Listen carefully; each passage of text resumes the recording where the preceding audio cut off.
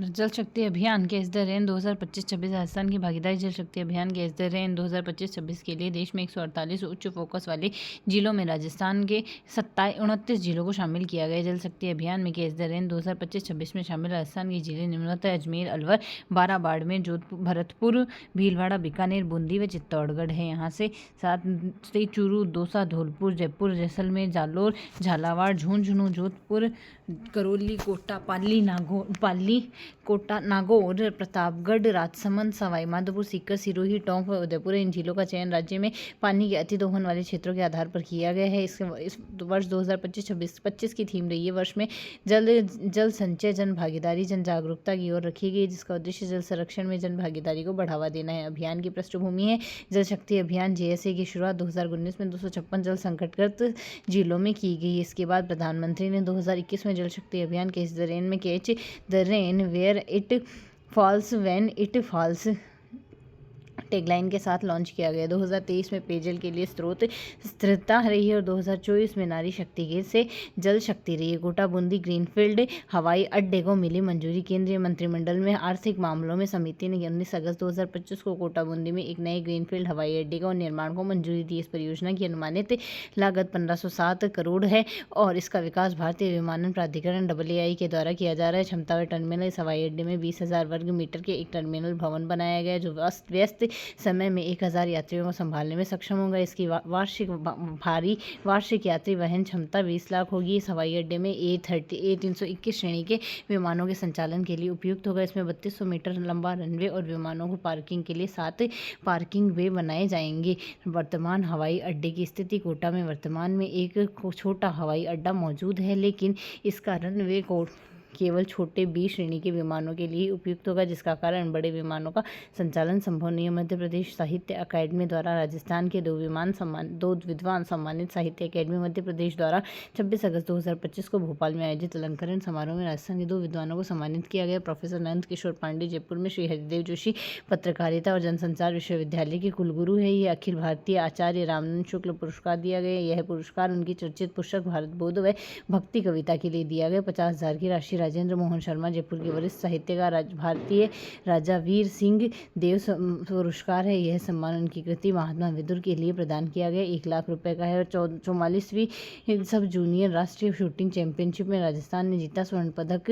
22 से 24 अगस्त 2025 में बोधगया बिहार में यह हुई थी। 44वीं sub junior national shooting ball championship में राजस्थान के अंडर-17 टीम में स्वर्ण पदक जीता है। राजस्थान की टीम ने फाइनल में पंजाब को 21 से 18 और 21-17 से हराकर स्वर्णिम सफलता हासिल की। राजस्थान की टीम ने पूरी प्रतियोगिता में एक भी मैच या सेट नहीं हारा है। राजस्थान टीम के कप्तान अनूपगढ़ के मितेश थालोड़ को टूर्नामेंट में सर्वश्रेष्ठ खिलाड़ी चुना गया। खैरतल तिजारा की प्रिंसिपल नीलम यादव को राष्ट्रीय शिक्षक पुरस्कार जीता है। खैरतल तिजारा जिले में टप्पूकड़ा स्थित सरकारी गर्ल्स सीनियर सेकेंडरी स्कूल में प्रिंसिपल नीलम यादव को राष्ट्रीय शिक्षक पुरस्कार 2025 के लिए चुना गया। वह देश भर में चयनित 45 शिक्षकों में शामिल है। यह प्रतिष्ठित पुरस्कार 5 सितंबर 2025 को राष्ट्रीय शिक्षक दिवस पर नई दिल्ली में दिया गया। नीलम यादव को यह सम्मान शिक्षा के क्षेत्र में उनके उत्कृष्ट कार्यों के नवाचारों के लिए दिया गया। उन्होंने होंडा कंपनी की CSR फंड की मदद से अपने विद्यालय में डिजिटल लैब व स्मार्ट क्लासेस की शुरुआत की। मथुरा दास माथुर अवार्ड 2025 की घोषणा की गई है। 32वें प्रतिष्ठित मथुरा दास माथुर अवार्ड की 3 खिलाड़ियों का चयन किया गया। इसमें सीनियर वर्ग में महिपाल रोमरो रणजी कप्तान, जूनियर वर्ग में कार्तिक शर्मा, सब जूनियर में यथार्थ भारद्वाज। महिपाल रोमरो की उपलब्धि है। यह पुरस्कार 2 बार जीतने वाले राजस्थान के चौथे क्रिकेटर बन गए हैं। इससे पहले उन्हें 2017 में सम्मान मिला है। 24-25 के सीजन टूर्नामेंटों में 1200 से अधिक रन इन्होंने बनाए हैं। इसमें विजेता को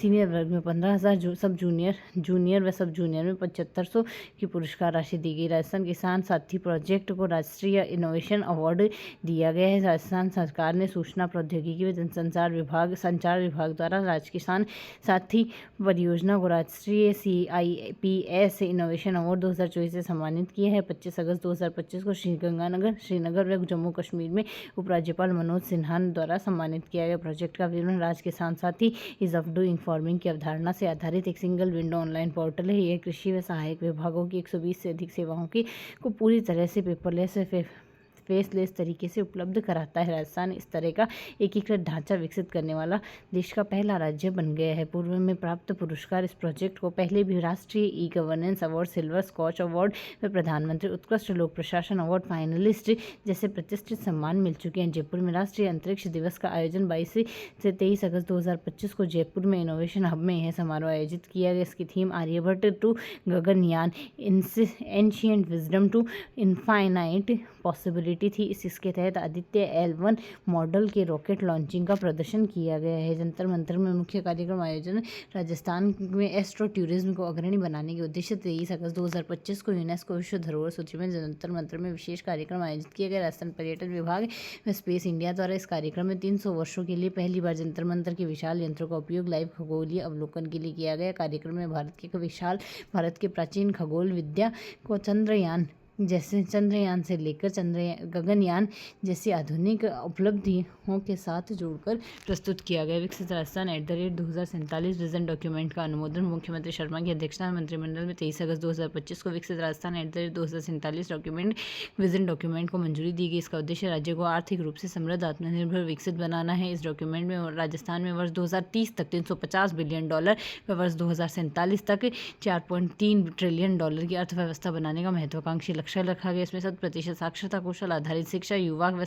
महिला सशक्तिकरण, गुणवत्तापूर्ण सेवाएं, स्वास्थ्य सेवाएं, सतत जल प्रबंधन, स्मार्ट शहरीकरण व हरित ऊर्जा जैसे क्षेत्रों को प्राथमिकता देनी है। यहाँ से अन्य महत्वपूर्ण निर्णय रिम्स विधेयक का अनुमोदन, Rajasthan university of health and sciences का उन्नयन कर Rajasthan institute of medical sciences RIMS Jaipur की स्थापना के लिए विधेयक प्रारूप को मंजूरी दी है। संस्थान एम्स दिल्ली के तर्ज पर राजस्थान का एकमात्र PG स्तर का चिकित्सा संस्थान होगा। इसके अध्यक्ष राज्य के मुख्य सचिव होंगे। अन्य विधेयक को मंजूरी, कारखाना राजस्थान संशोधन विधेयक 2025, राजस्थान मत्स्य संशोधन विधेयक 2025 को आगामी विधानसभा सत्र तक प्रस्तुत करने की स्वीकृति।